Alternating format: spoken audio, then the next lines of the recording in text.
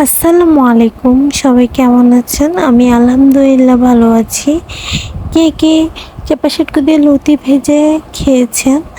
আমি প্রথম খেয়েছি। আমি লতিটা সাধারণত চিংড়ি শুটকি আর ছুরি শুটকি দিয়ে করি। এখন মন চাইলো যে একটু চাপা শুটকি দিয়ে করে দেখি। বিশ্বাস করেন এত বেশি মজা চাপা শুটকি দিয়ে লতি।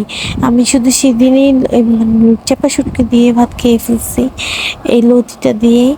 প্রথমত আমি পেঁয়াজ রসুন তেলে ভেজে নিয়েছি, তার মধ্যে হলুদের গুঁড়া, মরিচের গুঁড়া, একটু ধনে গুঁড়া, লবণ দিয়ে ভালো করে কষিয়ে নিয়েছি। তারপর চাপা শুটকিগুলো দিয়ে ভালো করে কষিয়ে নিব তেল আসা পর্যন্ত। যখন তেল চলে আসবে, মশলাটা কষানো হয়ে যাবে, তার মধ্যে লতিগুলো ঢেলে দিব। এই তো লতিগুলো ঢেলে দেওয়ার পরে ভালো করে নেড়ে চেড়ে একটু পানি দিয়ে দিব, কারণ লতি যদি সিদ্ধ না হয় গলা ধরবে।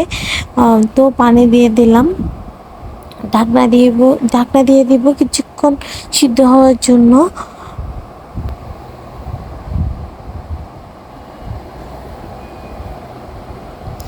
কারা পছন্দ করেন চাপা শুটকি দিয়ে লতি?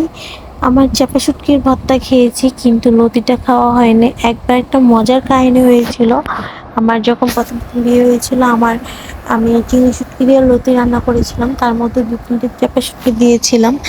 সেদিন না লতিটা কেউ খায়নি, মানে সব লতি ফেলে দিতে হয়েছিল। তখন যেন মজা লাগে নাই, কিন্তু আজকে চাপা শুটকি দিয়ে লতি করাতে এত বেশি মজা হয়েছে, সেদিনের ভুলের থেকে আর কখনো চাপা শুটকি দিয়ে লতি রান্না করে খাইনি। আজকে খুব ইচ্ছা করলো, রান্না করেছি। এত বেশি মজা ছিল, মানে যারা খাননি তারা একবার ট্রাই করে দেখবেন।